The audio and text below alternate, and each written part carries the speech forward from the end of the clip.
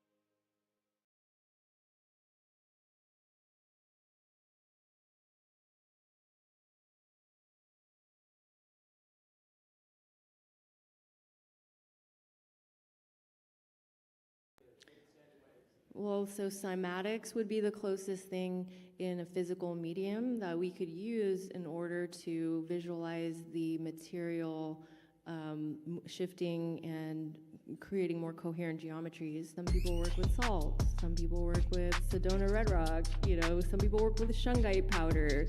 Each one of these types of powdered minerals will potentially have a different impact when different frequencies are applied to them.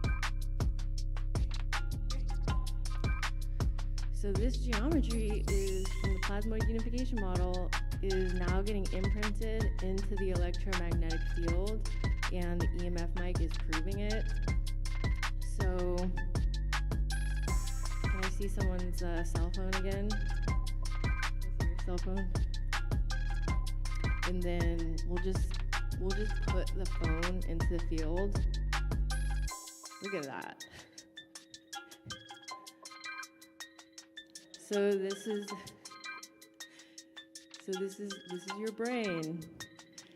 This is your brain on EMF.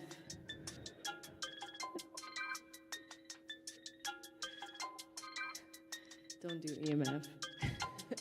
Just kidding. You can do it. Just create some boundaries. Yeah, nothing new under the sun.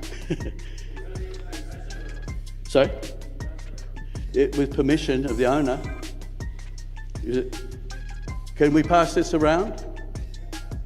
Okay, yeah, so you're the one who came up with the idea. It's your responsibility if it goes missing. It's such a special thing, and I have to thank the Matsumoto family for entrusting me with the project. Far in the universe, nuclear collapses very often take place by the gravitational force after stars consume their fuel. Since the electromagnetic force is about 40 orders stronger than the gravitational force, it should be easy to induce similar nuclear collapses by the electromagnetic force in laboratory. But we never knew until now how to do that. Recently, the author, Dr. Takaaki Matsumoto, discovered a nuclear collapse which was induced by the electromagnetic force in laboratory during studying the mechanisms of so-called cold fusion phenomena. Several kinds of nuclear reaction which were directly induced by the electromagnetic force called electronuclear reactions, ENRs, were found so far to occur in a special state of hydrogen clusters called itonic clusters, or micro ball lightning. The nuclear collapse was one of the most remarkable reactions among ENRs, called the electronuclear collapse. Furthermore, very amazingly, completely broken materials by ENC were found to be regenerated to thin tubes and films of conventional elements such as carbon, oxygen, and iron. The latter process is called electronuclear regeneration. So those are your crenellated spheres? Okay, on the subject of the crenellated spheres. In several systems, if you have, at the bottom of a yin vortex, you are, in my view, at that point, you're twisting the ether in such a way that at that point it starts to unravel matter. So in my presentation, I showed you this structure where I placed a Mars gas, which has a special component in there, which is released when you burn the gas, and that produces this magnetohydrodynamic structure, and it has a vector down to a point where there's like, it's a torsion field, and it has a focus where in the structure of the physical vacuum at a quanta scale on a toroidal level above, there's the interaction between that vector and the toroidal vector of the structure of the physical vacuum above, okay? And at that point, it literally unwinds matter. That's the yin pulling force. It desires to take from the environment to create life, okay? So that is disrupting matter. Now, any matter in that position will have the hidden matter within the energy ripped from it. And this is what Nina Kaligina was doing when she was using Psi-Force, which we have the capability to use. She was able to move material around, but she was also able to stop the heart of a frog and restart the heart of a frog with her intention through her hands. And then when one of her colleagues said, well, you know, I'm not really believing this, you know, try and do it to me, she did it and sent him into cardiac arrest, and they had to do CPR. So that's extracting chi, and it's just sad because there's two horrendous weapons that are possible with this technology that almost certainly have been developed, and you don't know it's even possible, but in certain circles it's just accepted as part of things you can do, right? So it's able to extract that. And what happens when you extract that hidden energy within the matter? The electrons just fall off and the matter starts disassembling. And it disassembles in the most, in my view, most stable nucleon clusters. So it disassembles into protons, helium alpha particles, and carbon. So because you're changing the distortion of the physical vacuum, and all energy comes from a difference in change in the distortion of the physical vacuum. It doesn't matter whether it's chemical energy or nuclear energy. Okay, so, but I can tell you our experiment called Ultra Experiment, it's highly well defined. A 3-year-old can learn to conduct it and do the experiment within 7 minutes. It works 100% of the time if you follow the instructions, and you get lighter and heavier elements, and I wasn't blown up. It's called the least action process. Right? So the yang side, that's the brighter light in your Masonic temples. You had the sun force in all of the ancient religions, right? The swastika, right? That disassembles and unwinds the trapped light, okay? Then it can be unwound in such that the connection between the clusters in the particular nucleus fall apart based on their strength of binding. Okay. Then it goes through a wormhole, which is in page 91 in Matsumoto's book, which he worked out from 11 years of his research. Okay. Goes through the wormhole, comes through to the yin. So the yang is disassembling matter. It goes through a wormhole. It's not interacting with any matter. This is literally able to go through all of the matter you can possibly imagine without interaction. And the wormhole connects the center of the yin to the center of the yang? Yes. You getting it? And on the other side, on the yin, it assembles matter. So there, in this particular experiment, which I think ran for 90 seconds or 300 seconds, one or the other, on that particular side, you don't want to run it long because it gets confused. This is confused, right? There's lots of experiment things that went on all over the place, over and over and over again. So it ends up being homogeneous. It just looks like rock. Okay, so it comes around the other side, and on that side, inside the Vesica Pisces, inside the golden ratio line, there is exactly a 2-arm spiral galaxy structure, which was replicated by other parties. and on inside those places, but it's not that the magatarm is up here and then the other side it's down there. It is the 69. It is the yin-yang, even on that level. It literally looks like a 6 and a 9. On that side, there was calcium and no boron. So if it's a contamination in the system and both vortexes are the same, you should see calcium and boron here and calcium and boron here, but you don't. You see boron here with no calcium, which is aluminium minus oxygen, and over here you see aluminium plus oxygen, which is some isotopes of calcium in the absence of boron, and that is the yin side, the creative force in the universe. You literally cannot have a universe which does not have yin and yang. And because it's fractal, every yang has a yin and a yang, and every yin has a yang and a yin. Okay, there's female in all of us, and there's male in all of us. Get over it. All right, thank you. Okay. So, the least action process defines that you are reorganizing the nucleons in a way that doesn't involve the Coulomb barrier. It's irrelevant. Forget about it. Right? Forget about it.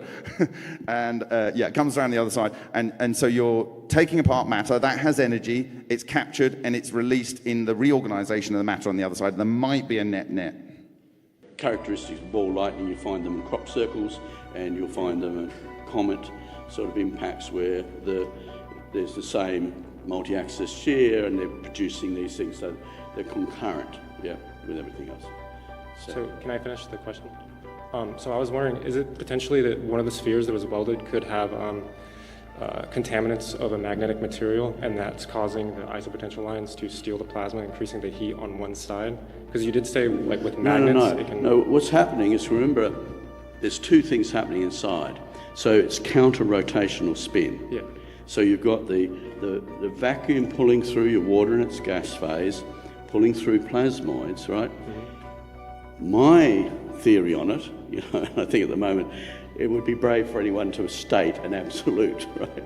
Because even though I've been working on it, it's still everything I think's a theory, and it fits into my theory. But what I believe is that the plasmoids, when they come, when you have the exhaust gas interacting with the plasmoids coming through on the inside sphere, there's a point, and so it's sort of a linear point where the temperature changes.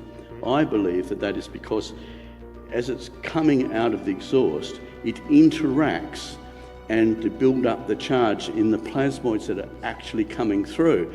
And once they're built up to charge and big enough, they steal the heat. That's my theory. Like they actually get to a point where they're absorbing the heat. And that's why it's on a line this way, even though they're spinning that way. A really interesting thing we found that because we had the temperature probe, even if you stick like a Jubilee clip or something, for a sampling point on the thunderstorm generator, and this is what it's been frustrating with welders and that, because they just, I'm just welding up they think they're just welding up an exhaust gas system, but you're not. You're welding up like a violin, right? So the transitions have to be right, and there has to be a lot of attention to detail, so you don't have any points at which you are discharging, right? And the whole annealing process is to get rid of those anomalies. Because what I wanted to do was have everyone have the same thunderstorm generators. We intend to put 25 of them around the world. I think we've got about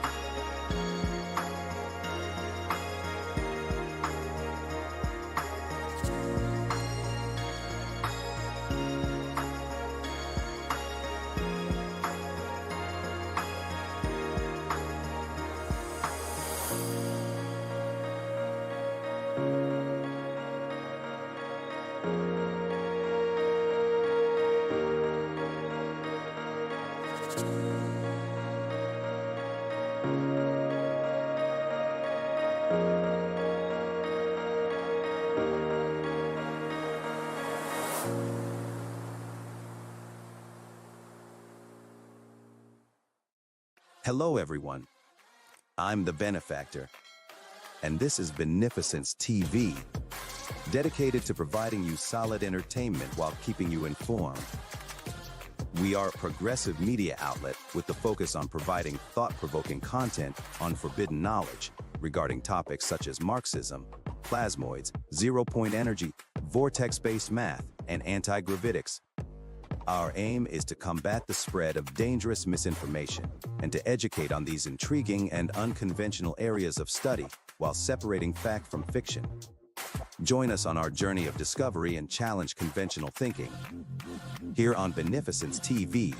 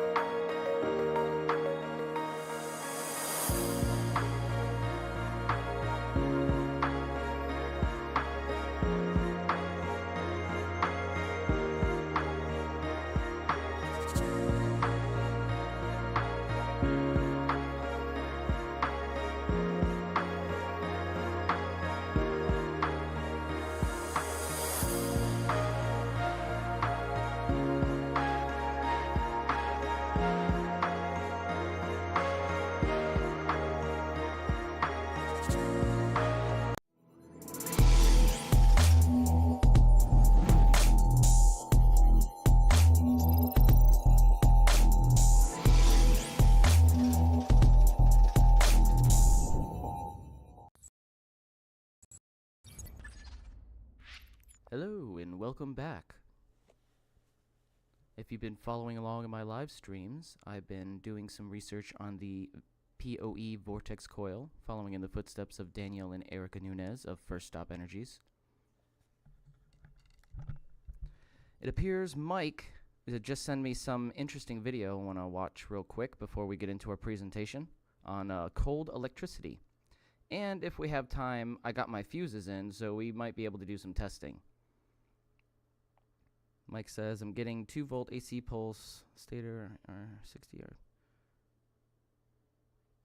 Let's take a look at this video that Mike sent us.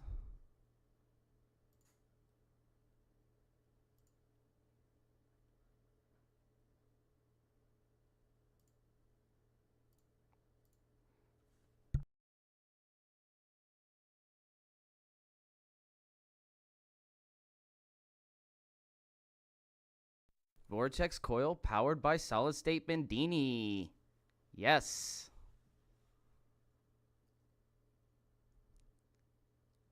It's probably just a teaser, a concept he's working on. Nice. Let's pause this for a second. So he has modified this circuit here, and this is very cool. Look at this. Bright green dot indicates load connection. Blue and pink dot shows connections. And this looks like...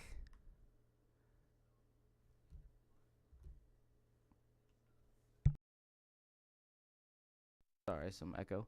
So this looks like a way to hook up the coil, more specifically with a circuit here of some sort. Let me zoom in, see if I can see what kind of circuit this is.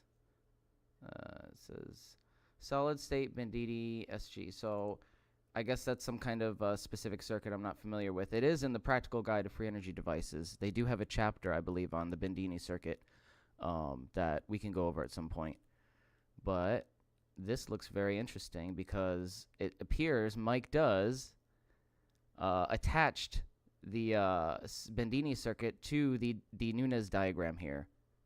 This is the closed circuit, but we can easily, just adapt it to an open circuit as well. But still, this is the only circuit that I've been able to get working. But it's not specifically this one. It's the third one where the A and B channel aren't connected. They're only connected through inductance. From one coil to the POK. Oh, so the Bandini is a coil. Okay. No, that's interesting. That's very interesting. I'd like to see that. Let's continue here in the video.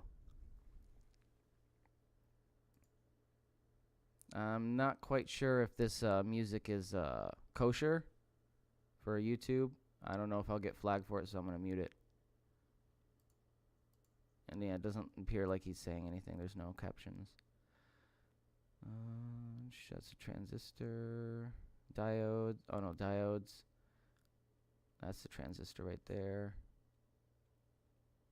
Oh, interesting. I'm not advanced enough to just know what that circuit is capable of doing right off the top of my head. I'd have to research a little bit. Yes. Awesome. Yeah, all the devices that I go over in the practical guide to free energy devices are for scientific and educational purposes. Obviously, if they were copyrighted or if they had patents, we would see them on the market. So you can assume what happened to the inventors if they chose to do that. Inductive flyback circuit.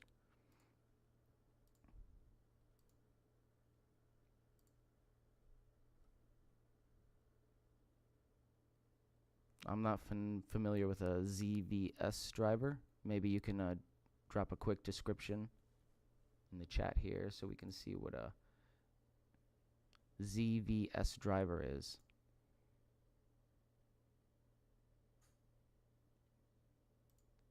I'll just look it up. Let's see. ZVS driver.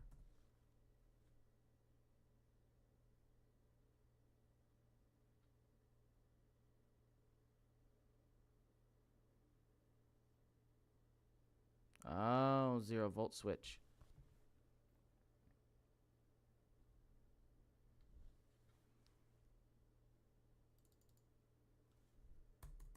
So does that mean it doesn't affect the voltage as a switch?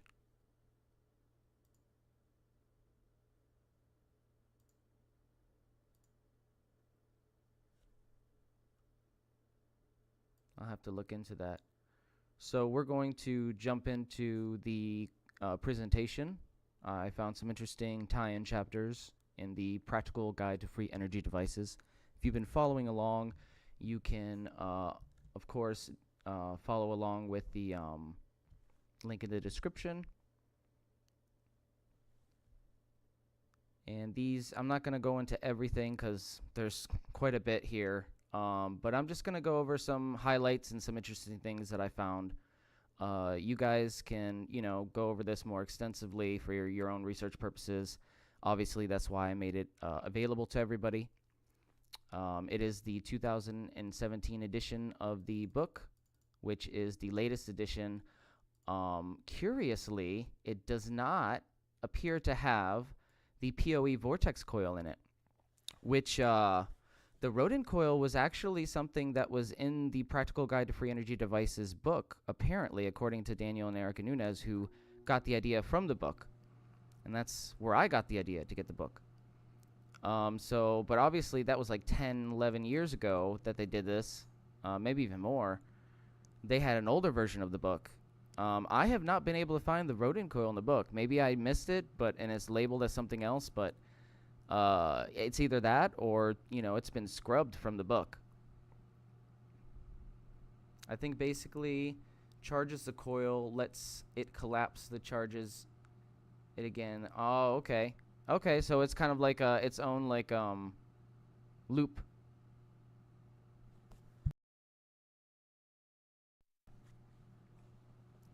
So if you've been following my research, you know that I got some backup fuses and intended to do some cold electricity testing with the backup fuses for my multimeters.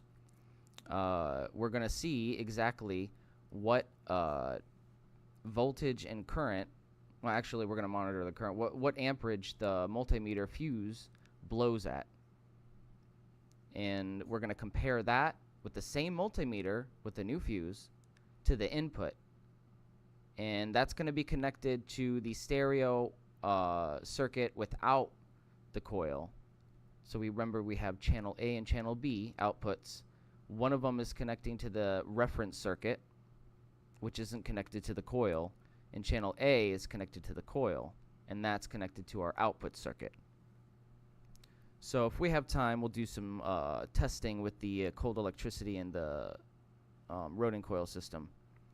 But for now, we're going to go into cold electricity and the tie-ins from the Practical Guide to Free Energy Devices, 2017 edition. Now, this is an interesting chapter on T. Henry Moray, and he is quite an infamous figure in the free energy devices circles. I'm just going to read a quick paragraph here. Moray's equipment is said to have contained a germanium diode, which he built himself in the days before solid-state devices became readily available. The equipment was examined and tested many times, on dozens of occasions. He demonstrated the equipment driving a bank of 20 150-watt bulbs plus a 600-watt heater plus a 575-watt iron for a total of 4.175 kilowatts. The power picked up by the device needed only a small diameter wires and had characteristics different from conventional electricity. One demonstration, which was repeated many times, was to show that the output circuit could be broken and a sheet of ordinary glass placed between the severed ends of the wire without disrupting the supply. This type of power is called cold electricity because the thin wires carrying the major power loads do not overheat. This form of energy is said to flow in waves which surround the wires of a circuit and not actually through the wires at all. Unlike conventional electricity, it does not use electrons for transmission, and that is why it can continue through a sheet of glass, which would stop conventional electricity dead in its tracks. This is very interesting because as you know, if you've been following my research and watching my live streams and testing of the coil doesn't get very hot. I haven't been able to crank up the heat very much, but it seems to blow the multimeters at a higher rating than what the fuse is for the multimeter, which suggests to me that either the multimeter is not calibrated correctly, which is possible, and we'll be testing that error. There's an error. We'll be testing that for an error correction by simply using the same meter, blowing it on the input and blowing it on the output. And I think that will, regardless of the accuracy of the meter, will tell us if it's actually blowing at a lower rating than the fuse is expected on the output. My initial theory is that the multimeter isn't quite accurate, and it's probably carrying the same amount of heat. But I could be wrong, and we're going to find that out if we have time later. Let's continue on here with Moray.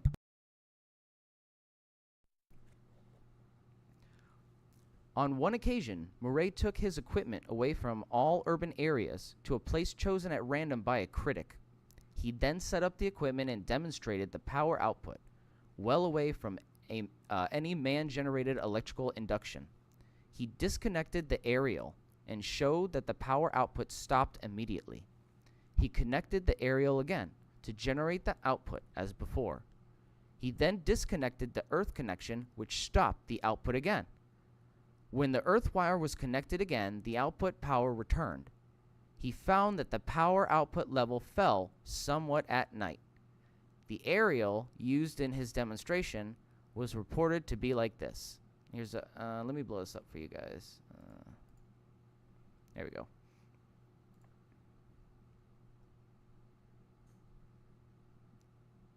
Here's another interesting highlight. It is noted that each hammer blow drove the pipe deeper into the ground, and the light bulbs, which formed the electrical load, shone more brightly, indicating that the quality of the earth connection is very important when serious power is being drawn from the aerial. So the quality of earth in your earth connection is very important, apparently, in these earth-driven free energy devices. I'm sure if we look into, the Stubblefield battery, Tesla's, his predecessor, he developed a battery that was able to just, you stick it in the ground and it just outputs energy from some mechanism using grounding of the earth. And I'm sure that the quality of the connection in that device probably matters quite a bit as well, and will probably be affected by sunlight. It's probably, just a theory, but it's probably similar working mechanisms here. So we have quite a variety of devices in this book, and they all share similar sciences, similar fringe sciences, surrounding cavitation, plasma, ball lightning, and all these different phenomena that are considered fringe or pseudoscience that most mainstream scientists just reject outright, and they don't even bother researching, which is a very unfortunate situation we have. But, here's a picture of the device, and here are the light bulbs.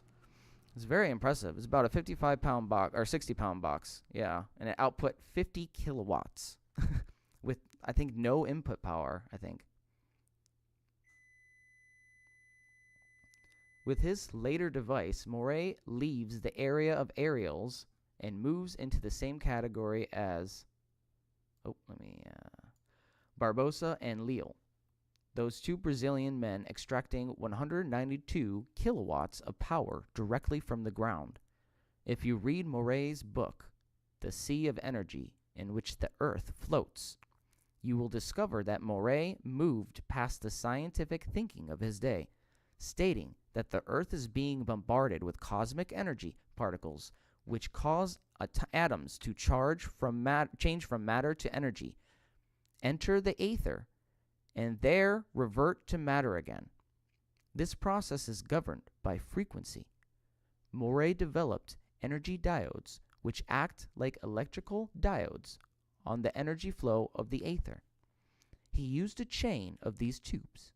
Each tube was tuned to one of the harmonics of the oscillating frequency of the aether. Each tube produced lower frequency waves, and the following tube is tuned to those waves and is driven by a resonant harmonic of the aether oscillation, thus producing a device with no need for any power input from the user. That is intense. That's absolutely intense. And again, we're not going to go into all of the details here, but it is all available if you're interested in reading the whole chapter on Moray and his device. And it goes in, look, we have diagrams, and it goes into, some of his custom-made devices. So, it says, Moray was shot and wounded in an assassination attempt in his laboratory. This caused him to change the glass in his car to bulletproof glass. And this is another thing we see quite often with these inventors, especially when they try to change the status quo and disrupt the petrodollar system.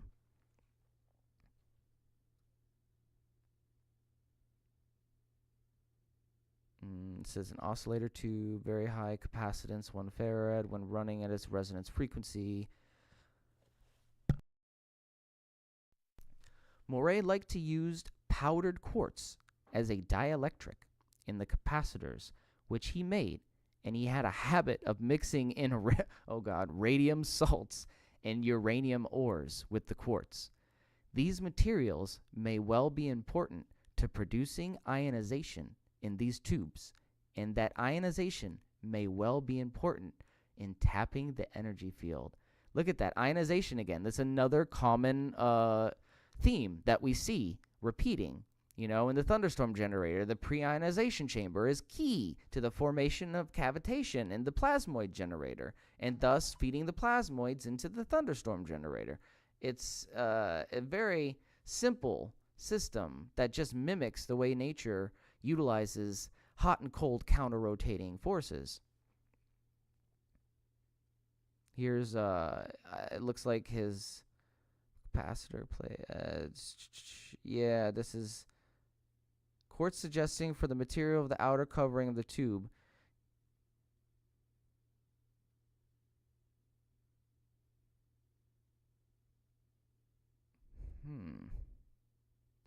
That's interesting, because that's got a capacitor and a dielectric inside the tube.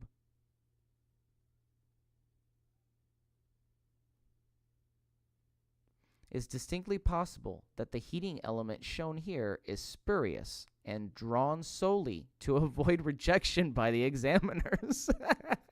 Yeah, that is another common theme we see. You know, we have patenters either forging specific resonant frequencies or frequencies of their, like Stan Meyer. He didn't include the proper resonant frequencies of his device in his patent.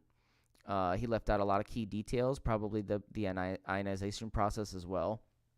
And we also see the inventors including these unnecessary parts just to not get rejected by a patent examiner, being like, well, how is this working? This is violating the laws of thermodynamics. Well, the laws of thermodynamics are laws for closed systems, buddy, and we live in a universe which is an open system.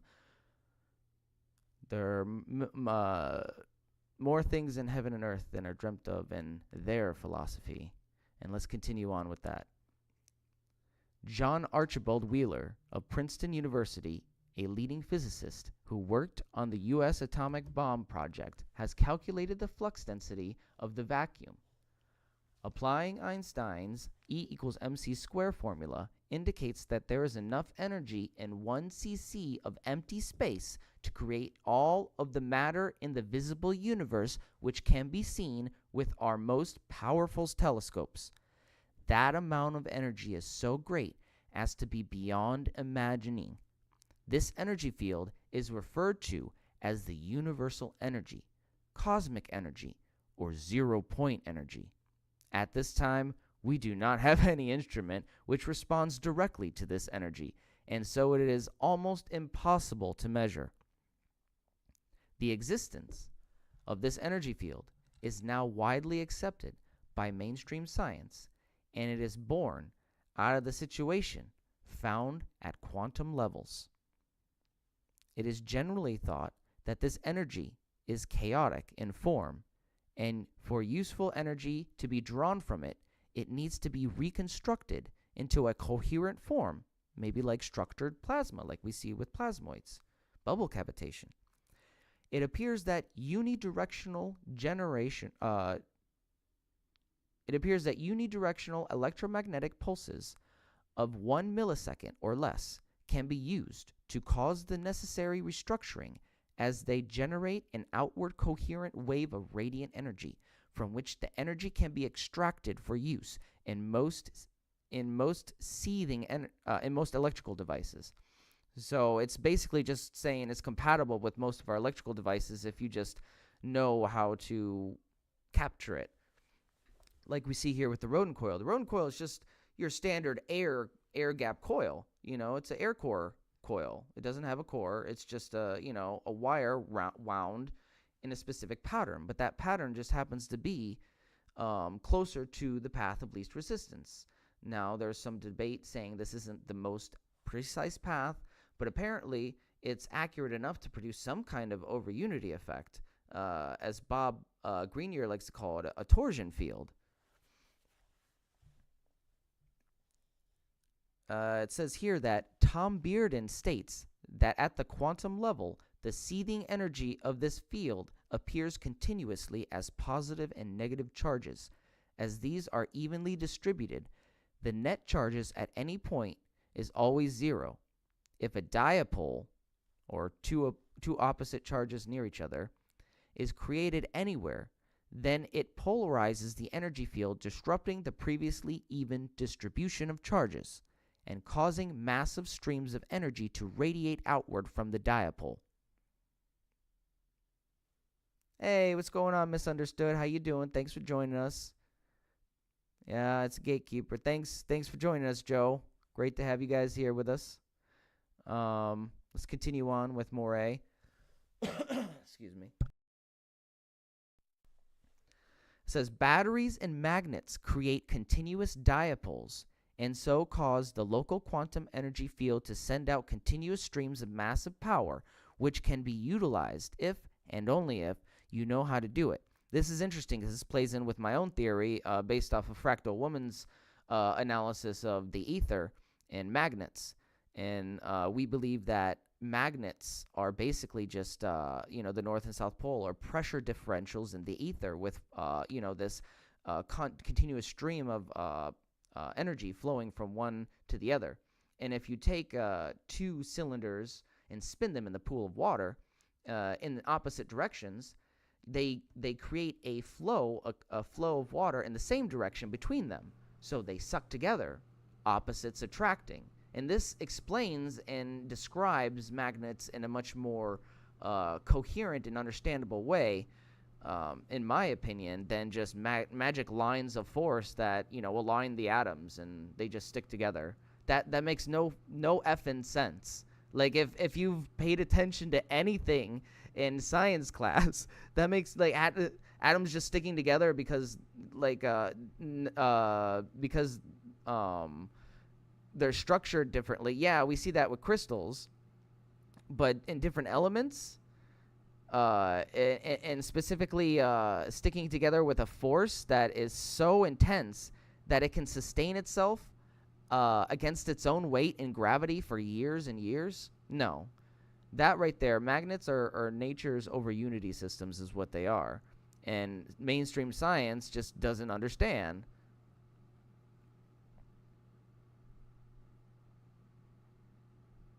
The search for mechanisms to capture and use even a tiny fraction of these energy streams is what the free energy field of research is all about. And technically, it's not free energy. It's just being borrowed from the vacuum. Everything gets down converted back into the ether. Some people say that there is no such thing as free energy because you have to pay for the device which captures it. That's like taking a bus trip to a car dealership where they are giving away new cars and saying that your new car was not a free car because you had to pay for the bus fare to reach the car dealership. Yeah, no, the journey there that's clear logical fallacy. The journey there has nothing to do with the actual outcome of the device in itself. So here we see another image of his custom-made tube here. He had multiple tubes. Apparently, they were resonating at different frequencies and harmonics with one another, and the final one was in the primary harmonic of probably, I'm assuming, the magnetosphere of the Earth. Because when I tuned my Rodin coil from 7 hertz, because I played around with it for a long time, and many different, and then I'm like, let me try the Schumann resonance. And I put it on a video, 7.83, because I found one finally on YouTube. I don't know how clean the wave is. I found another app, by the way. I can test it again. But as soon as I did that, the neodymium sphere started acting really weird.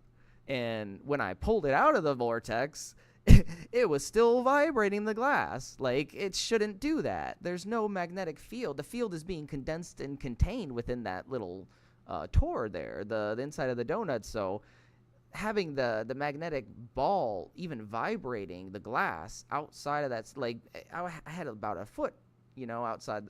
Like, what the heck is going on? I have a feeling if we increase the power, there's a power limitation on the system I have. If we increase the power somehow, we will see that fully synchronized, and I should be able to get it to spin outside the donut and maybe take it, like Jack Scholze takes it like 15 feet. Here's another part that I have highlighted from the Practical Guide to Free Energy Devices that ties into some of my own research with the Rodin Coil. Permanent magnets with their north and south poles are magnetic dipoles. Both of these have continuous streams of energy flowing through them. So why then do batteries run down or lose their charge? The reason is that we power circuits using a closed loop. And see, this is why I highlighted this. Here's another tie-in to my research with the Nunez method in the open circuit. The energy flowing out of one terminal flows into the opposite terminal and instantly destroys the dipole. A new dipole has to be created every split second if the circuit is to be delivering power. And it is that self-destructive method that which causes the battery to discharge, or which needs the generator shaft to be rotated continuously. If a different operating technique is used, where the dipole is not continuously destroyed, then a device which can provide a continuous stream of energy drawn from our natural environment can be constructed. This is not magic, just the next step in conventional science and engineering. Bam! That's what I'm talking about. This is a 2017 edition of the Practical Guide to Free Energy Devices, going over everything that ties into my research right here. And it is amazing. It is amazing to see such a well-crafted guide that I will be continuously putting out for you guys, and you can follow along here with my presentations and the link in the description as always. It is a big guide. It's like 5 volumes. I don't have time to sit there and copy every page, so I'm going to do it a little bit at a time for you and go over what I can ties into my own research, and there's a lot of other chapters that I'd like to go over that ties into Mike's research and others as well. Tesla understood nature well and developed alternating currents as precursor. Well, he was yeah. Tesla was way ahead of his time. I had a theory that he was just more in tune with the Akashic record, which is basically the Aether. I wonder if 50-60 hertz was part of his original design at different frequency. Yeah, I'm not sure. Honestly, I don't know. I'm just a traveler here on this journey. Now, some of this is way beyond me, but I'm going over it anyways because a lot of it, again, ties into exactly what I've been experiencing with my research in the Rodin Coil. So yeah, so we have a lot of pages here. For anybody interested, the link is in the description. I have the whole chapter. Again, I'm not going to go over it. It's huge.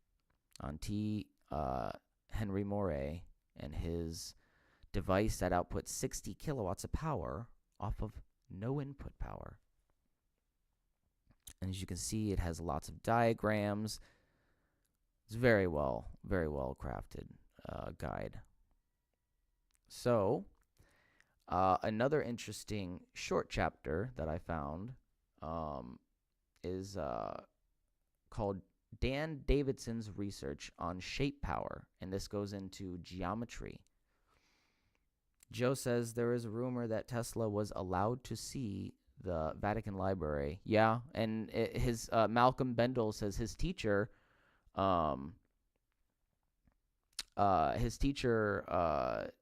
him the Sanskrit text, which has a lot of valuable information that Bendel specifically used, as well as information from the Vatican Library himself to construct his plasmoid unification model, which he then built a practical application, the thunderstorm generator and the thunderstorm vortex. What is it? The vortex. It's a jet engine. I forget exactly what it's called, but it's insane. All this ancient knowledge, and we just ignore it. We forget that our ancient ancestors, they had the same mental acuity we have. So Dan's research here in shape power, or basically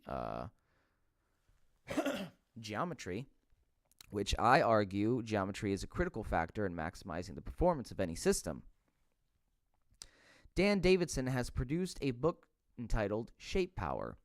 In it, he points out that 9 wooden chopsticks pushed into a styrofoam ball produces both an electrostatic field and a magnetic field. This is due to the effects of converging straight lines, and it is impressive that these non-magnetic components can produce a magnetic field. You see the diagram here. I'm going to try this. This seems like a very simple experiment that anybody can do. We should try this. This looks cool. Dan examines the effects of various shapes. The 12-pointed tesseract has an effect on orgone. I think orgone is just aether energy, or the aether, another name for it, I believe. I could be mistaken on that. But here we go. This is more sacred geometry. A 12-pointed tesseract is a shape where every point is connected to every other point. A circle draws in power and concentrates it at the center of the circle. Strange as it seems, the orgone energy flow which surrounds us can be affected merely by drawing shapes on paper, and the order of making the lines also has a major effect, as it can be seen in the following diagram, which is a shape connected with healing. That's interesting. I'm not sure if I buy this entirely, but if hypothetically it is true that this orgone or maybe aether energy can be extracted by just simply,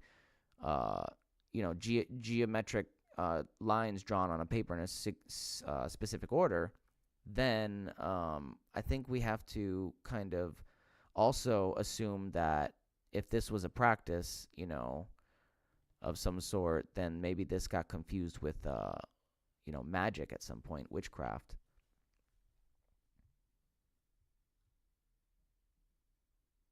A very powerful shape in the vortex. Again, we have a vortex and an anti-vortex. Interesting, right? In the arrangement, a circular ring surrounds but does not touch the wires which form the vortex shape. This shape forms a powerful jet of concentrated orgone energy projecting out from the central opening of the extending for 5 or 6 feet, and extending for 5 or 6 feet from the shape. The effect can be increased if extra smaller vortex shapes are placed over the larger main vortex shapes. Maybe like some kind of fractal. Dan also comments on the effects of different materials. He remarks that William Reich stated that while orgone energy passes through everything, the speed of penetration is different for different materials. Interesting. Maybe that's why the neodymium sphere interacts oddly with glass. It interacts with the magnetic field that's condensed and contained in the vortex outside of the vortex somehow in the glass, and in the plastic cup it doesn't do that. I don't think that the other neodymium shapes don't either. I have the thumbtack or the button magnets. They don't do a dang thing. So let's continue on. It says Reich found that orgone materials such as cotton, wood, wool, and silk readily transmit orgone energy. Metals such as iron and aluminum, on the other hand, will first absorb orgone and then repel it. So maybe that's what the glass is doing. Within each category, i.e. organic and metal, there were varying degrees of conductivity and absorption. Dan confirms the effects of a pyramid, and he states that while the magnetic orientation of a pyramid, typically north-south and east-west, for the 4 sides of the base, is important, that the dimensions of the Great Pyramid of Giza are not at all essential, and many different side slopes work well. I don't know about that. That doesn't, maybe not. But let's continue on. He confirms Joseph's Cater analysis that the energy flow is concentrated at the 5 pyramid tips. Dan also says that the very effective way of using a pyramid is to use it is to energize a glass of water for an hour or so, as Oregon energy is highly attracted to water and drinking that water is beneficial. Using a set of small pyramids in a grid form a base for supporting the glass of water. Dan also states that it is important to have an opening in every side of the pyramid shape. It is definitely worth reading Davidson's book, Shape Power. Okay, there are obviously links in here if you want to check those out. Yeah, this is all very fascinating, and it ties in quite well with my research. That's all I have for the presentation today. It looks like we do have a little bit of time to experiment with some fuses and see exactly which ones or which milliamps ranges blow the fuse. I'm going to use the 200 milliamp multimeter because I did test that one I've tested both of them on the workbench. That one was accurate. The other one was off slightly.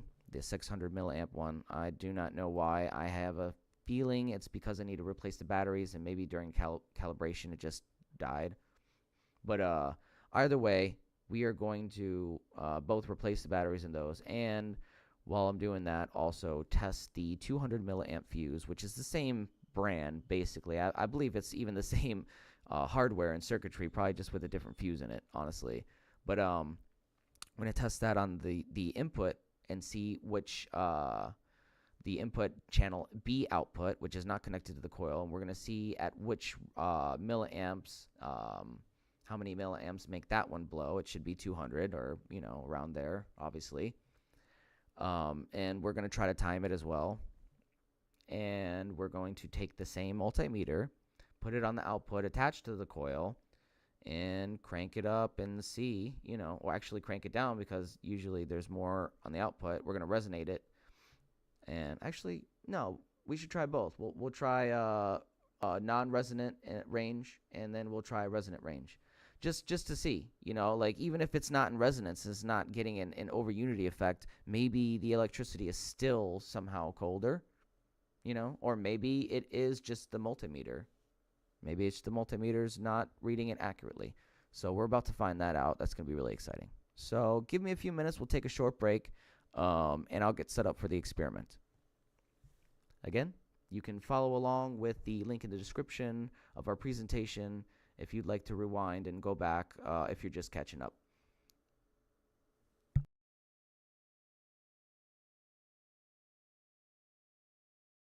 For hundreds, if not thousands of years, the Akashic record has been fact. Did you know that Isaac Newton, one of the most famous scientists in history, spent more time studying alchemy and number symbolism than modern science? This interest in alchemy started during his childhood when he was boarding in the attic of an apothecary's shop. However, much of his writings on alchemy may have been lost in a fire in his laboratory, leaving the true extent of his work in this area unknown. Newton even suffered a nervous breakdown during his period of alchemical work. Alchemy has been largely ridiculed and dismissed as pseudoscience, and its practitioners were often labeled as charlatans or fraudsters. However, recent scholarship has shown that alchemists made significant contributions to science and medicine, including the discovery of elements and the development of pharmaceutical drugs. Alchemy's focus on the transformation of matter and the study of the universe's hidden potential remains relevant today, and its earlier practitioners deserve a serious re-evaluation of their work. For more videos like this, subscribe to our YouTube and TikTok channels.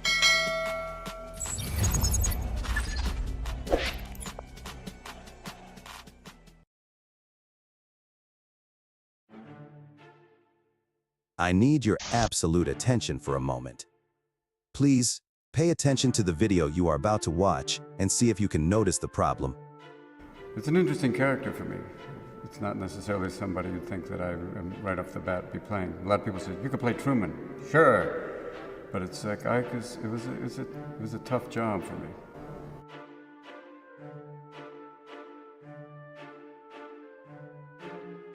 Did you see it? Some of you might have even seen it, but don't know how to describe it. What you just witnessed was a micro-expression, and even though it only lasted a fraction of a second, it could tell us everything we need to know. a moment of contradiction between emotion and words. Robin Williams' last video interview was with The Talk in 2014.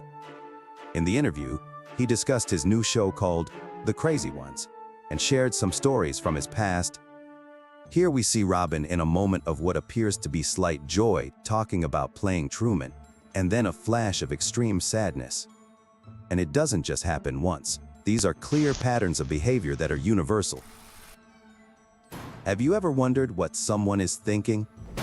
I'm not talking about those sideshow scammers you see grifting in the strip malls, preying on the desperate. I'm talking about a way to really know what someone's truly feeling. If we were looking at the world through the lens of Dr. Paul Ekman, maybe we could have spotted this contradiction. Eastern Highlands Province, Papua New Guinea. A mountainous region of the Papua New Guinea highlands, between the upper reaches of the Ambulum and Okapa rivers. Dr. Paul Ekman, a renowned psychologist who specialized in the study of nonverbal communication and facial expressions, is just finishing up his second year studying the facial expressions of the four people when he reaches a startling discovery. From 1967 to 1969, Dr. Ekman was interested in their facial expressions and whether they were universal or culturally specific. He found that the four people had the same repertoire of facial expressions as people in the Western world, which further supported his theory that facial expressions and emotions are innate and universal. This research with isolated tribes helped him to further refine his theories and develop his understanding of how facial expressions work, which has been invaluable to his work on micro-expressions. Dr. Ekman recorded their interactions and studied their facial expressions while teaching them how to read emotions from Western faces. His work with the four people helped him to develop a comprehensive theory of micro-expressions called the facial action coding system. Micro-expressions are subtle, fleeting facial expressions that occur within a fraction of a second and reveal a person's true emotions or feelings.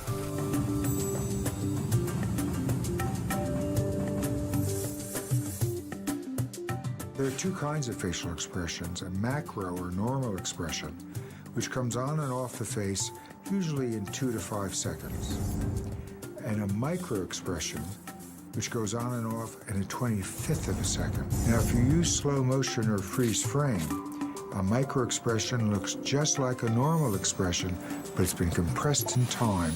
It's an attempt to conceal true feeling. These expressions can occur when a person tries to conceal their true emotion or feelings, and they can be a reliable indicator of lying or deception. Micro-expressions typically last for a fraction of a second and are often difficult to observe. However, with practice, it is possible to develop the skills to identify these subtle expressions and understand their meaning. Here is the really interesting thing about Paul Ekman. I'm scared to be around him.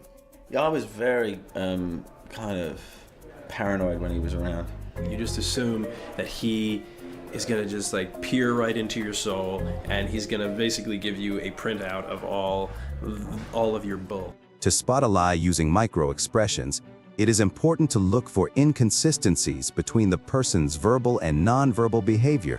Colleagues have touched on counterfeit goods, and I share their concerns very deeply. I'm also concerned about stolen goods. Mr. Bezos, are stolen goods sold on Amazon?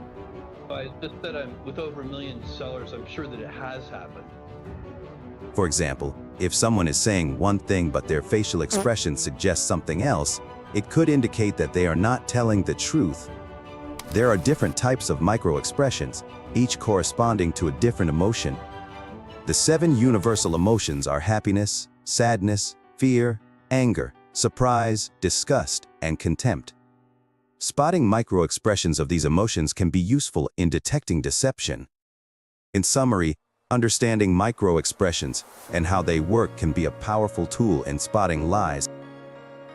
It takes practice to become skilled in identifying these subtle facial expressions, but with time and effort, it is possible to develop this essential skill.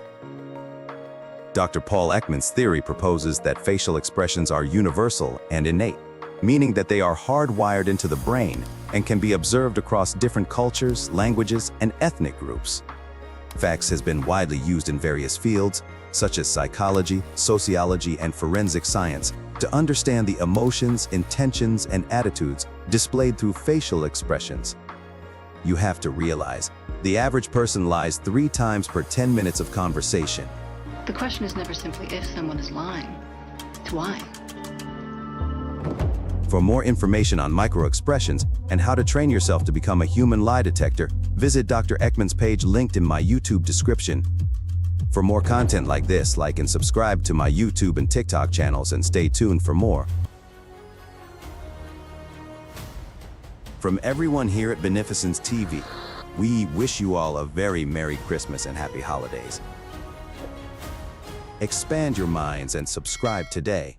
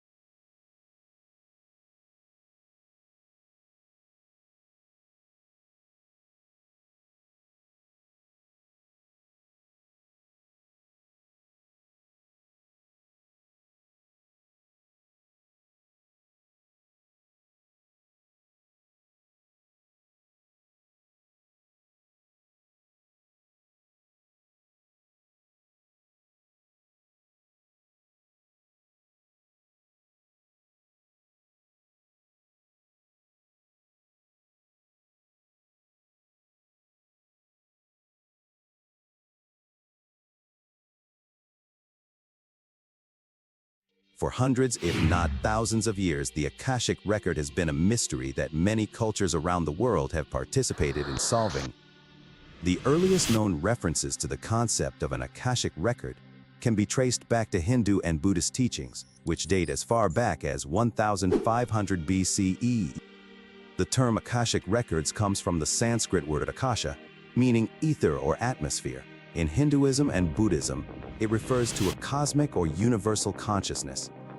The concept of a cosmic library or record-keeping system has also been present in ancient Egyptian and Greek philosophy. The Akashic Records are a concept that suggests everything that has ever happened or will happen is stored in an ethereal library. In Egyptian culture, there are symbols that represent important ideas and concepts, such as the Eye of Horus or the Ankh. The Akashic Records can be depicted as a library or book, while the Eye of Horus or the Ankh can be included to represent Egyptian culture. When combined, these symbols can represent the idea of a connection between Egyptian culture and the Akashic Records. Does the key to unlocking the mysteries of the Akashic Records lie within the enigmatic symbols and stories of ancient Egyptian civilization, waiting to be deciphered by those who seek to understand the secrets of the universe? Go on. There's an infinite number of dimensions, and I was born with the ability to access all of them. You must have been a fun kid to babysit. Some differ from ours in the smallest way. Others couldn't be more different. This cosmic memory, or universal consciousness, that contains all knowledge and information has been present in various forms and cultures throughout history, including ancient Egyptian and Greek philosophy. Despite its long history, the Akashic records continue to intrigue and fascinate people today, with many spiritual and metaphysical practitioners exploring the concept in depth in order to gain a deeper understanding of consciousness and the universe. But what if this cosmic consciousness was an energy that permeates all of existence linearly, the highest form of energy in the universe? What Marco Rodin described in his visions, zero-point energy. It exists in every possible parallel universe. Although completely invisible to the naked eye, a virtual universe of electromagnetic waves permeates our entire world. However, according to Roger Penrose, these universes are not infinite. Though they do potentially contain a multitude of different forms of knowledge and wisdom. What's important is that each dimension has something unique and valuable. Shakespeare's we've never read. Technologies beyond our understanding. New ways of thinking. Philosophies of peace. All our problems, famine, war, climate change, cancer, have been solved somewhere else. The concept of a universal encyclopedia isn't just one for mystics and philosophers. Scientists and innovators alike have claimed to only make their groundbreaking discoveries through visions, moments of intense focus and clarity, where these visionaries claim to actually be receiving data rather than creating it. This energy, since it exists in every universe simultaneously, and since time is a construct that we create and is not actually happening linearly, can contain a multitude of knowledge. From Tesla to Einstein, many visionaries and innovators have utilized this universal encyclopedia. Both Nikola Tesla and Albert Einstein were known for their periods of deep contemplation and thought. According to various reports, Tesla would often retreat to a solitary room in his laboratory, where he would spend hours or even days thinking and working out complex problems. Einstein, on the other hand, was known to take long walks in nature and meditate on the mysteries of the universe. He believed that his best ideas came to him during these periods of quiet introspection and contemplation. Both men valued the power of focused thought and believed that it was essential for unlocking new breakthroughs and discoveries. All right, as you can see, I changed it a little bit. I moved the setup so it's easier for you guys to see the input and the output at the same time.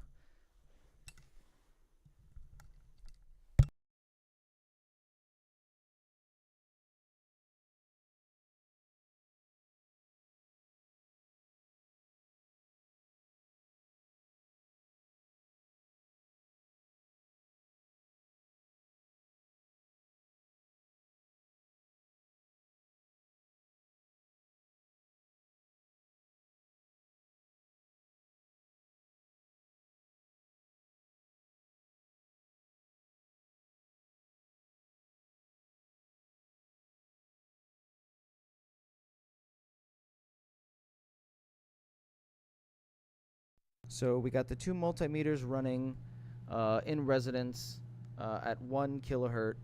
As you can see, I'm going to zoom in here for you in a second, but the output circuit is spinning and the output LEDs are on. The input's not even on.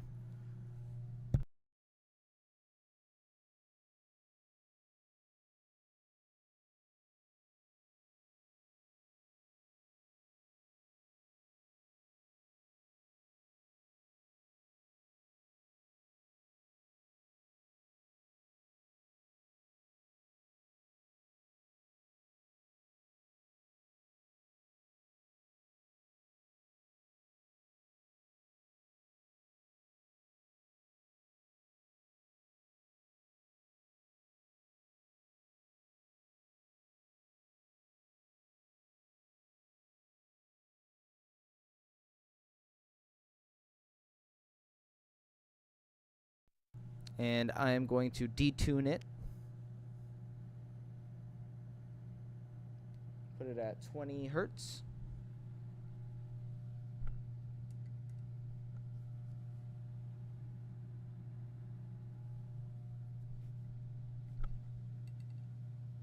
We'll have to turn it up because they're both off now.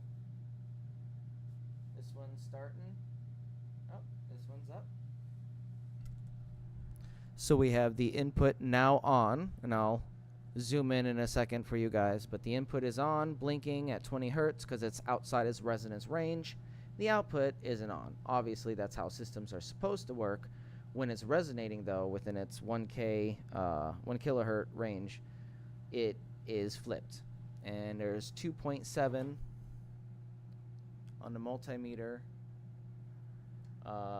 AC volts going in, and 0.18 AC volts going out.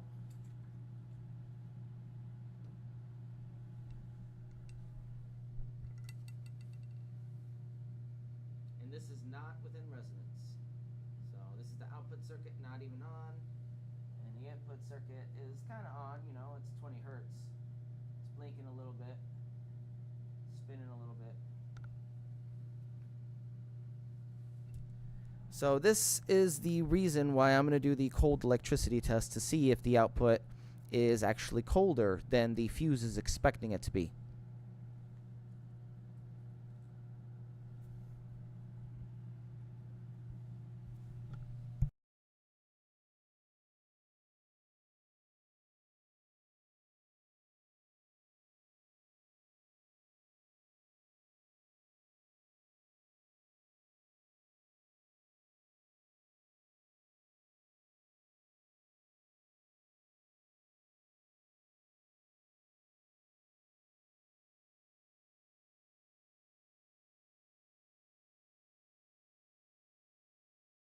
So we're gonna do a little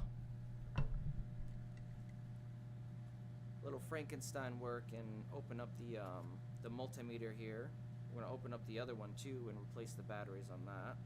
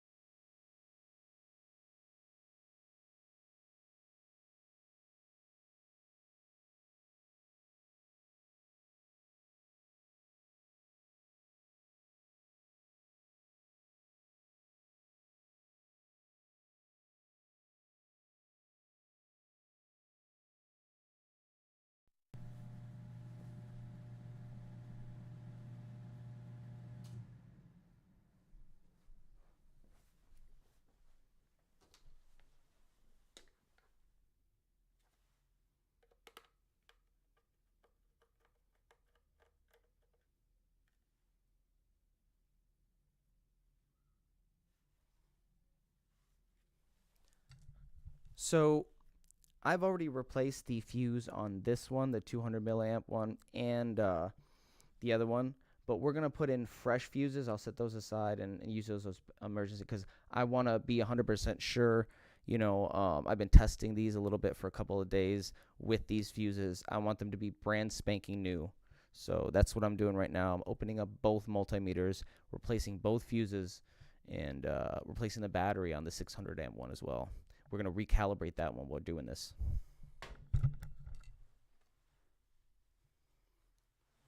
And if you follow along in the Rodin Coil guide that I have, and you have an HT118E and or HT11A, 8A, which are the two multimeters I'm using here, you will probably want to get some backup fuses for those as well. And you can get those from the manufacturer's website. They didn't take that long to get here, actually. I was very surprised.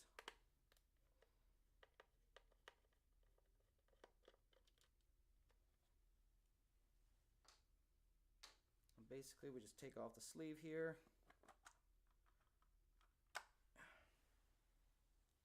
And the bottom one. The bottom one would be the fuse that we're going to be replacing on both of them.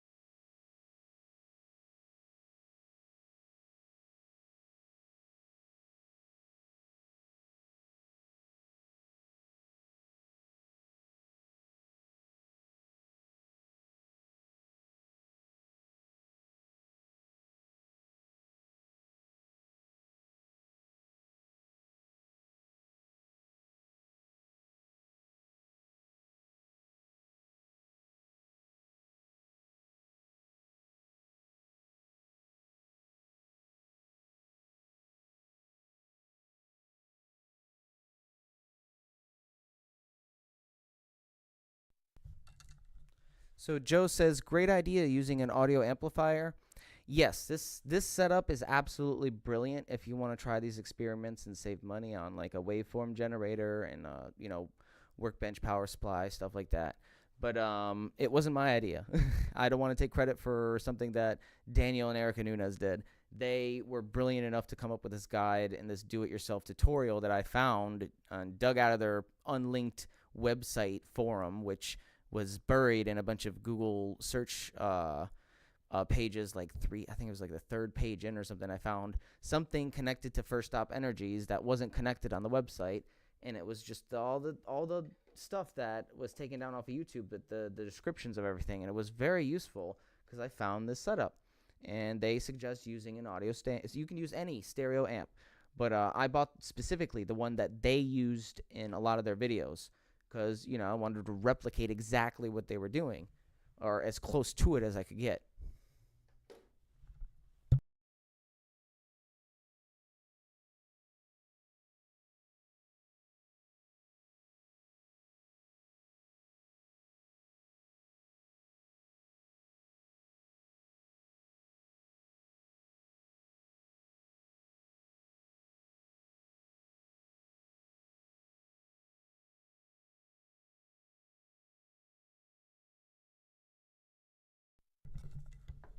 All right, so we have the fuse, the brand spanking new fuse in our multimeter HT118E. This is the 200 milliamp rated one. We're going to go with the lower one for now because this other one, I'm going to recalibrate it, put new batteries in, recalibrate it while we're doing this test. Again, we're testing for cold electricity. We're testing to see if the electricity is actually coming out of the Rodin coil colder than expected when it's in its resonance range, which seems to be around 1 kilohertz. I've slightly detuned it. I think the actual peak is around 11 or 1200 hertz, but I don't want to overpower the system too much. So I usually keep it straight up at 1K. Seems to keep it simple, stupid. Audio amps have good yeah, all the components in here are very good for tone generation because it's a stereo amp. It's an audio device that's made for surround sound. So obviously if you're buying a stereo amp receiver, you want quality for your surround sound system that you're hooking up to it. it's very brilliant way of doing these experiments on a very cheap budget. So we have this in here. I'm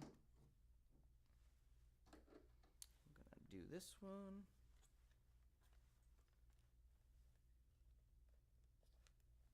Again, if you buy these, they do have sleeves on them. They're kind of hard to get off.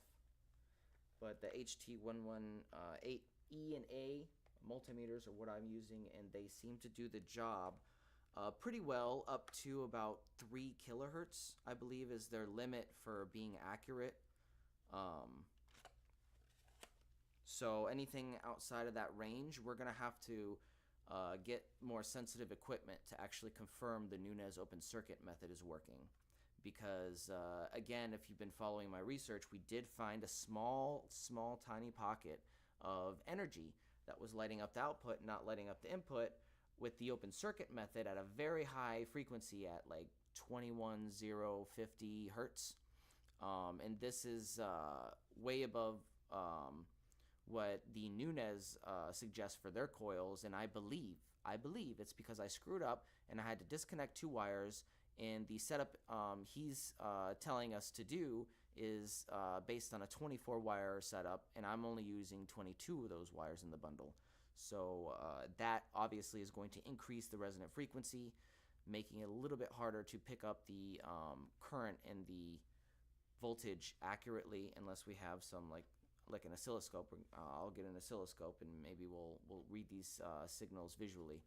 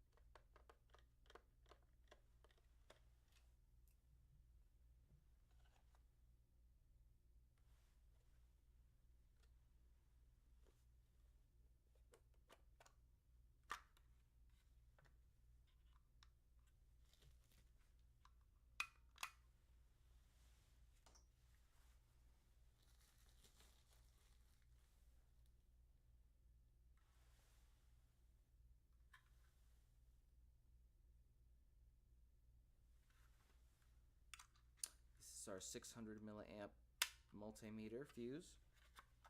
I'm just gonna prep this one. I don't expect we'll be testing with it, but maybe we'll get to that more extensive testing if we get good results. We'll see.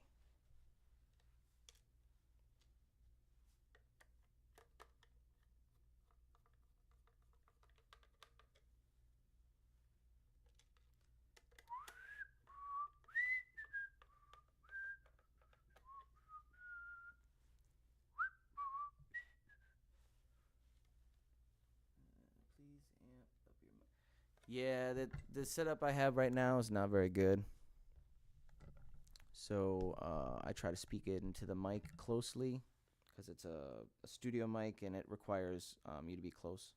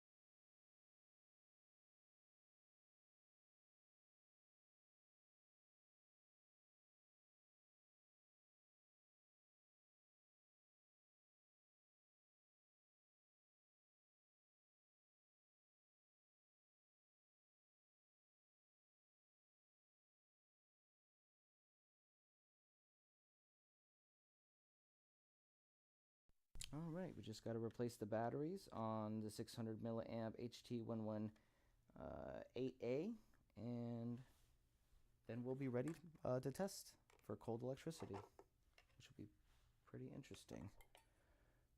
Joe says you get an A for making do with what you... Yeah, definitely. I didn't see anybody else trying to follow in Daniel Nunez's footsteps, so I had to step up, and I kind of spent a little bit too much on equipment here, but I think in the long run it's worth it because, you know, I think they were onto something, and they kind of like just disappeared, and their research with it, which is kind of a shame, but as you can see here, it's kind of being revived, so it's not going to go missing again, for sure.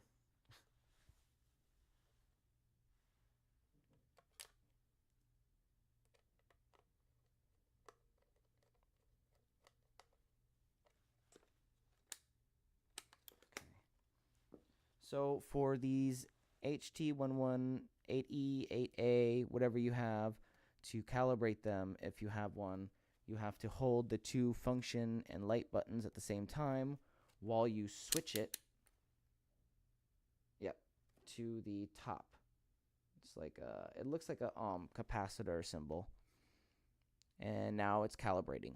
Pretty cool, but it takes a while. And I had a feeling that the reason why it wasn't calibrating maybe was because the other one, it tells you when it's done and it just stays there. This one has been shutting off, so that leads me to believe maybe the batteries were a little bit drained and it's auto shutting off before it's finished calibrating. So we're going to recalibrate this one and then test it on the workbench if we have time. But for now, we're going to be using the 200 milliamp fuse. We're going to test it. We're going to hook it up to the input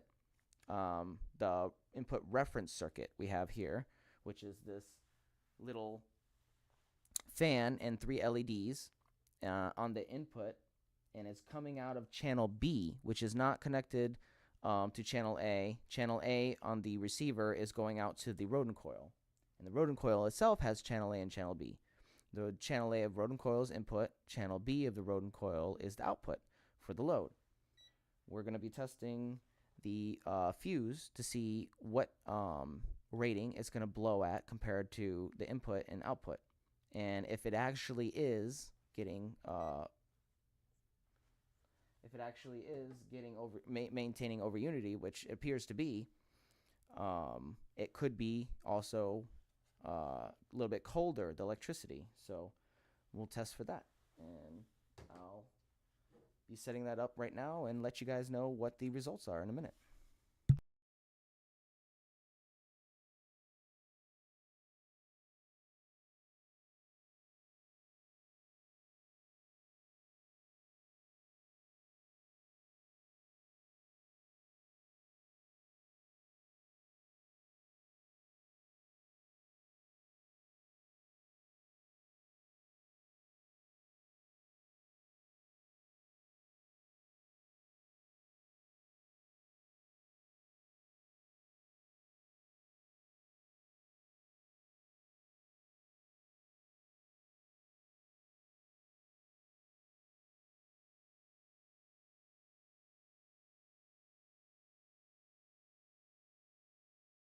All right, as you can see, the fan is spinning and the lights are on the input, and the output isn't even being touched with electricity, or at least doesn't appear to be, because it's not being powered at all, no lights or anything. So we get the expected loss that we should see with the input power being demonstrated on the reference circuit here, and the output power being demonstrated on the circuit here, which is hooked up to the output of the Rodin coil. So we are right now we are within 20, we're inputting 20 kilohertz sine wave into the Rodin coil. Let's change that to square. So we're doing square wave, which increases the power a little bit because it's, sharp on and off. And as you can see, the lights are now blinking and we're getting a little bit more power. We're on overload. Okay. So, wasn't paying attention. We are going to decrease this a little bit and see what this fuse blows at. And we might have already blown it. I might have to put another one in there. I think we blew it while I wasn't paying attention here. Yeah. Yep, I think we did. Okay, so let me put another fuse in here and actually pay attention to it this time.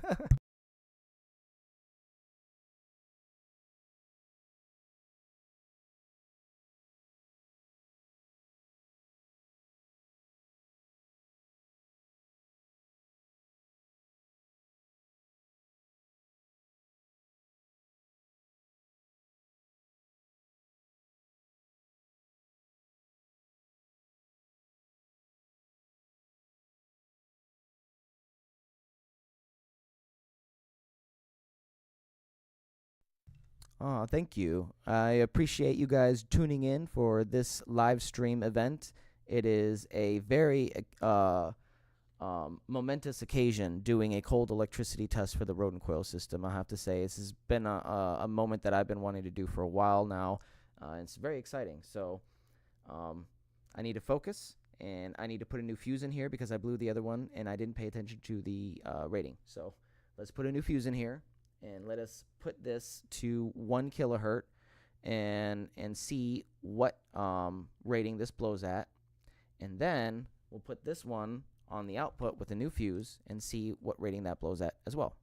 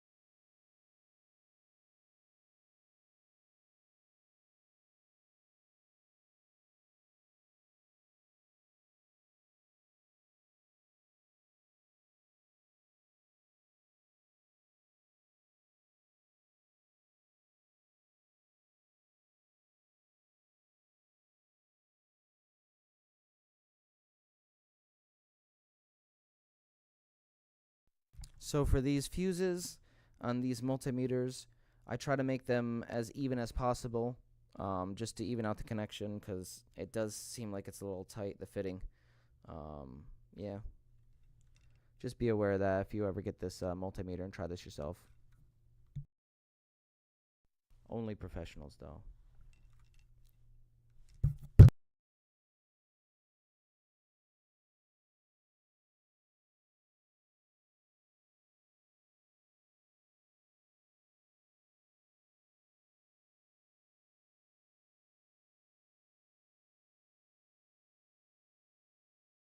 I'm just going to leave the screws out, just because I anticipate blowing a lot of these today.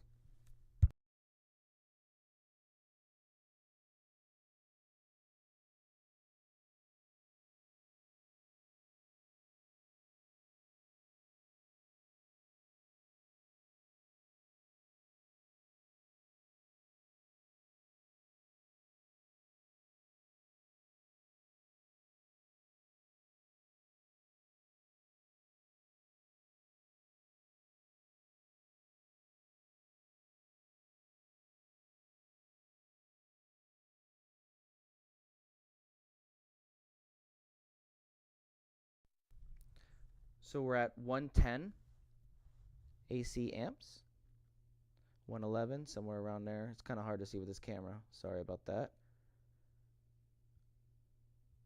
if you'd like to buy some of my merch or donate to my research here, it would help me in upgrading my equipment. Might be able to get a new camera soon. I'd like to have at least 2 cameras, one pointed on the circuitry here, a close-up, so you can, get a good view of what's happening, and, one on the central. So we're getting 110, 111 milliamps. We're going to crank this up a little bit until we reach 200, which is the rating for the fuse.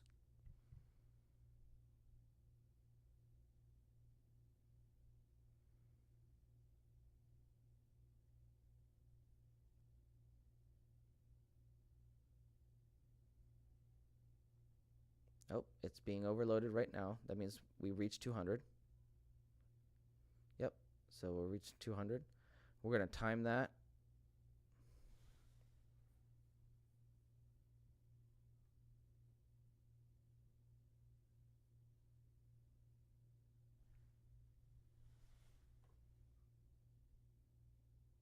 We're still getting activity, so it didn't overload. It's exactly at 200 or around there. Or maybe it's right before it. It just says OL, so we can't read it exactly. I'm going to increase it to 18. 17, 16 on the gain. We get activity. Anything over 16 on the gain, it's going to. So 17, it says overload.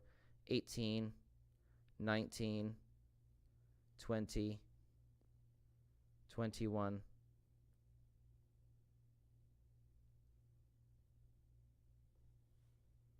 We're still getting activity.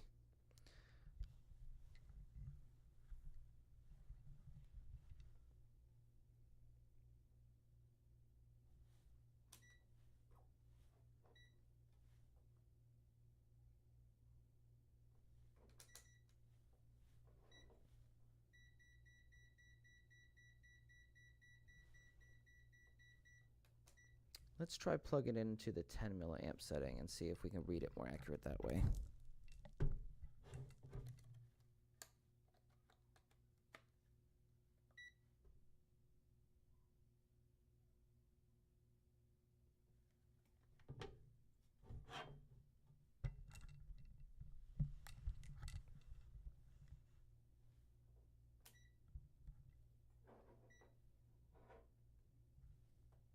So right now it's reading 0.35, so that's 350. That's way over its rating, which tells me this multimeter might not be accurate. Let's see what the, or it could be the 10 milliamp circuit we have it plugged into, because the milliamp setting here on the bottom is the more accurate one to read low current.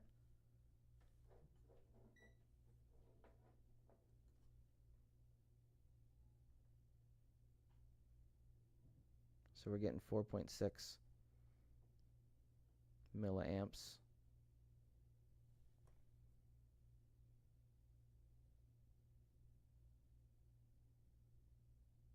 Now it should flash red. Instead of saying overloaded, oh, well, the system just got overloaded. That's the 10 amp circuitry. Doesn't go very high. Let's plug it back into the milliamp.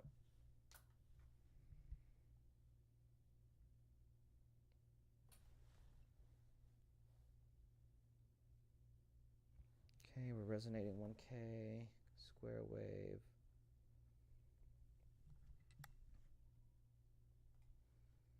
We're showing 168, overload.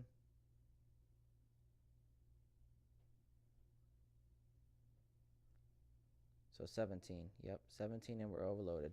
We're going to leave 17 because obviously it's overloaded at just 17, one notch above what we can read, which was reading about like 180. Then I think it flashed 195 when I turned it to 17 from 16 on the gain. We'll leave it here for a second and turn it down and see if it still registers. Okay, so it didn't blow the fuse yet. 17 doesn't blow the fuse. And I'm almost positive these fuses aren't time delay, because that would have mentioned it would have mentioned that in the manual, and it did not. Crank it up to 18.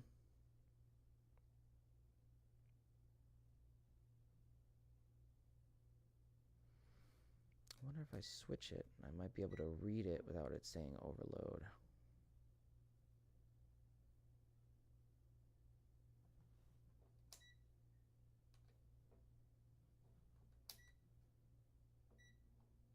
Oh, there it is. Okay.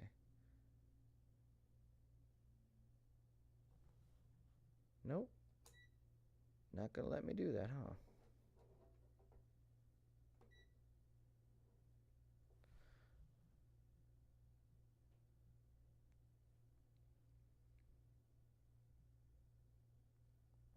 Alright, so we're gonna turn this up to 20.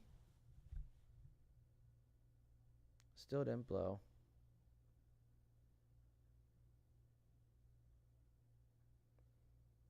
$21.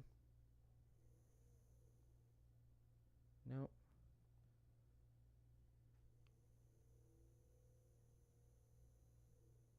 $23. That's interesting. So I'm about to hook this multimeter up to the workbench because I'm pretty sure it's accurate.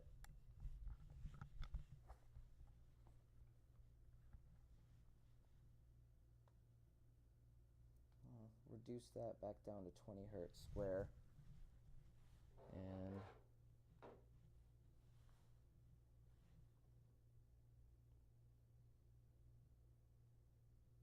now at 18, it's overloading. So it increased the threshold that it can, the gain can increase by 1 notch from 16 to 17 max before it says overloaded.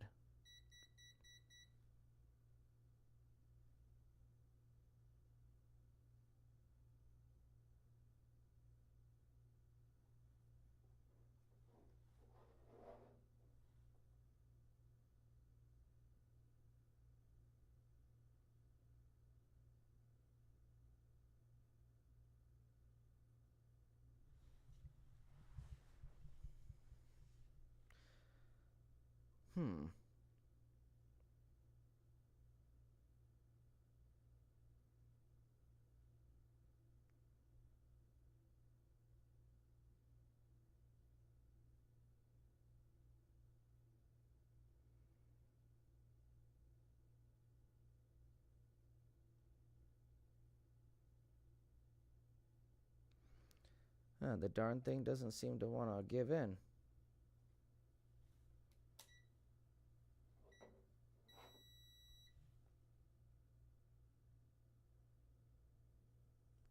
Okay, here we go. Okay. So this looks like it's more accurate. This is reading 240 milliamps on the amp setting, 0.244.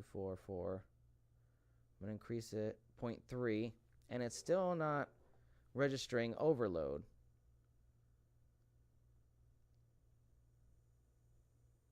0.4, 400 milliamps. Again, this is on the input. This is not even connected to the coil.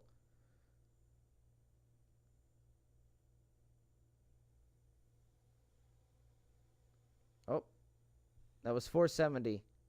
470 and it blew. Okay, so we have a base at 20 kilohertz, 470 and it blew. 0.470.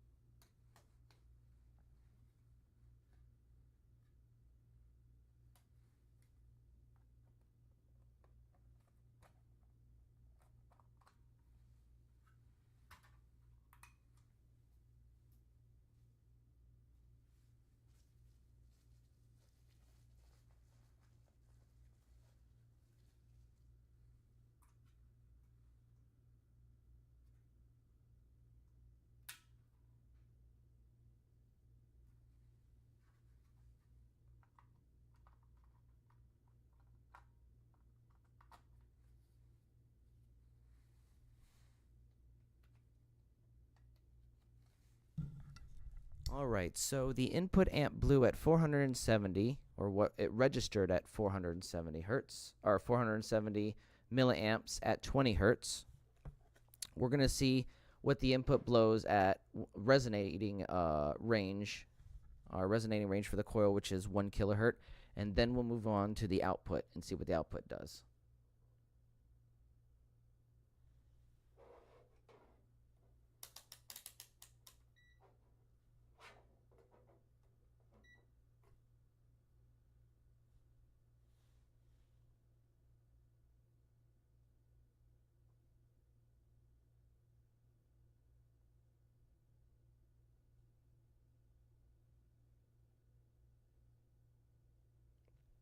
Okay, we're getting 200 milliamps right now, 0.200 amps.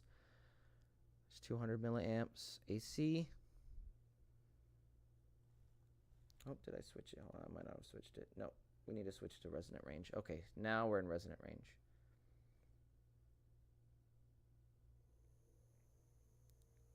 Okay, so we're getting 0.1, so that's 100 milliamps right now.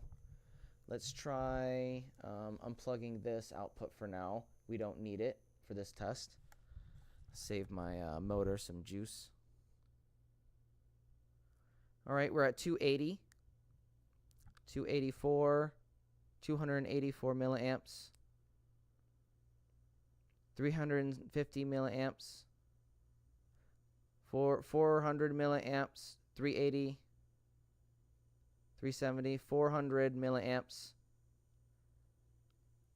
400 milliamps, 4100 milliamps, or I'm sorry, 410 milliamps. Okay. Oh, so 410 milliamps in this one blue on the input at 1K. And what did we say the other one was? 470? 470 at blue. All right, so now we're going to move on to the output. This is the exciting part.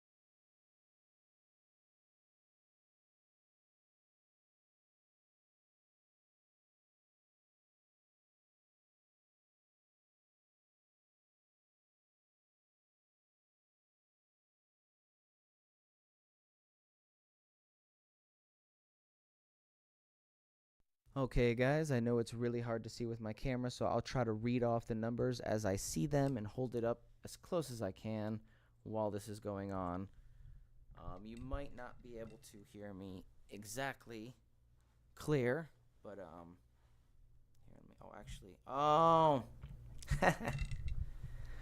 my mic volume was all. There's a slider at the bottom. I didn't realize it was down. My bad. So you should be able to hear me a lot better now. Okay. Let's turn that up. All right. So I'm going to be calling off the numbers as I see them.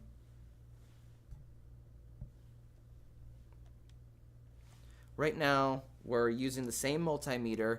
Remember, at 20 hertz, we blew the fuse at 470 milliamps, or what it registered at 470. It could be off. I know one of these multimeters was, I think it was a 600 milliamp one, was reading double, but either way, we're just going to record the numbers and then, analyze the data later. I don't want to jump to conclusions here.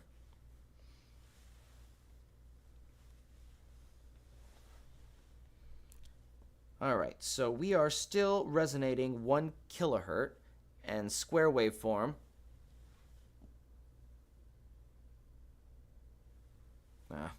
Oh well. Yeah, you can't really see it. But it's a tone generator app hooked up to the stereo amp receiver. And now we are going to be testing the output. So we have the multimeter hooked up to the output circuit. Let me plug this one back in.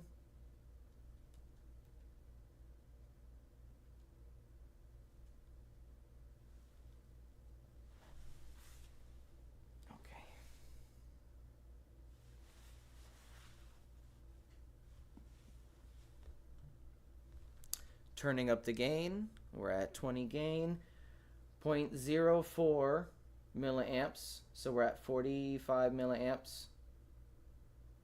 Turning it up to 23, we're at 111 milliamps. 130 milliamps, 140, 200. Again, this is rated for 200, and we crashed around 470, 410 before. So we're at 213, 250 milliamps, 300 milliamps, 340, 400 milliamps, 430 milliamps, 430. Oh, 430 is our cutoff. So,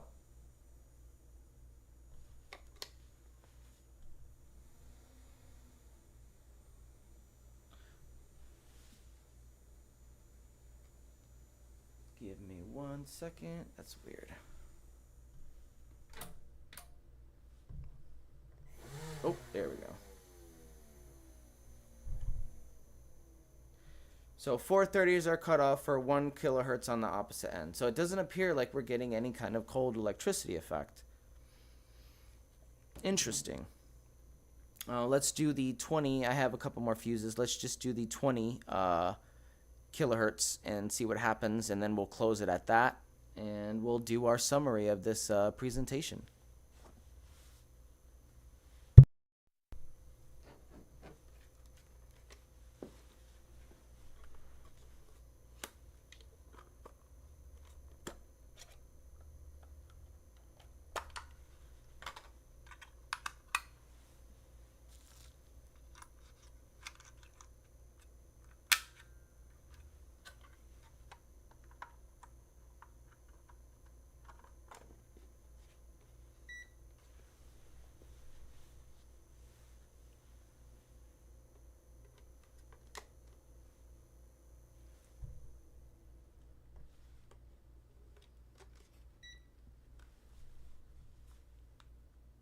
All right, we're going to lower it down to 20 hertz, square waveform, as always. Increase the gain. We're at 20 on the gain, no output registering. Okay, so we have 14 milliamps, 26 milliamps, 40 milliamps. The lights are just starting to blink on the output. We are not within resonance.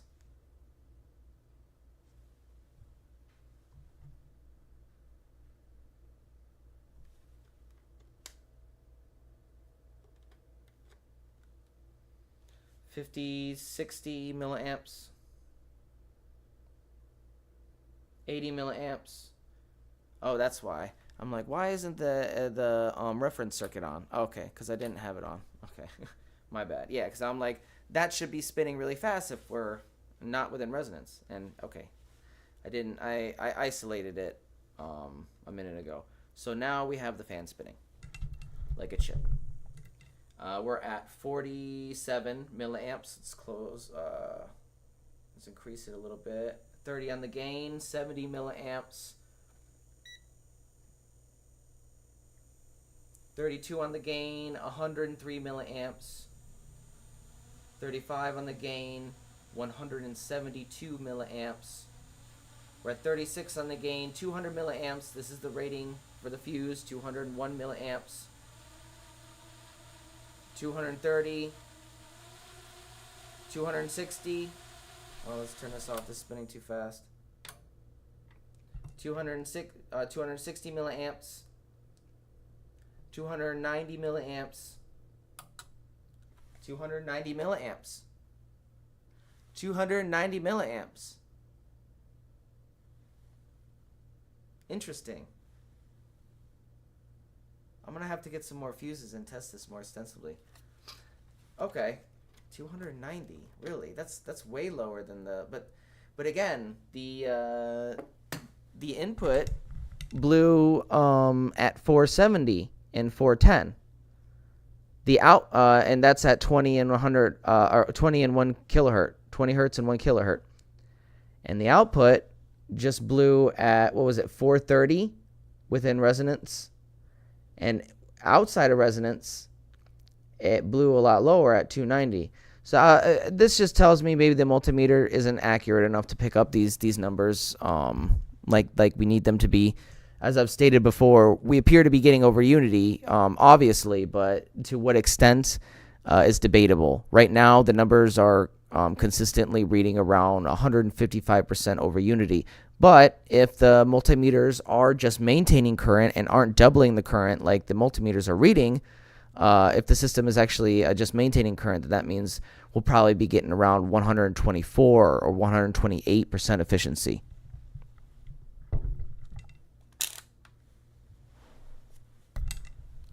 So with that, I'm going to conclude the presentation and the testing here, and I'll see you in a minute over at the desk.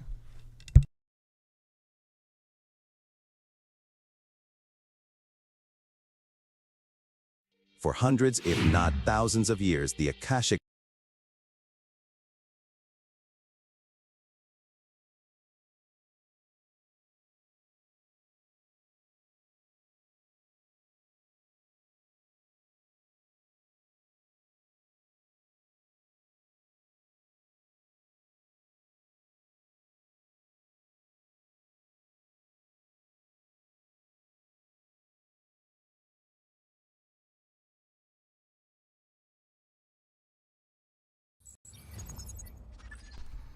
So, we had some interesting results today, but nothing conclusive regarding cold electricity or trying to detect such things.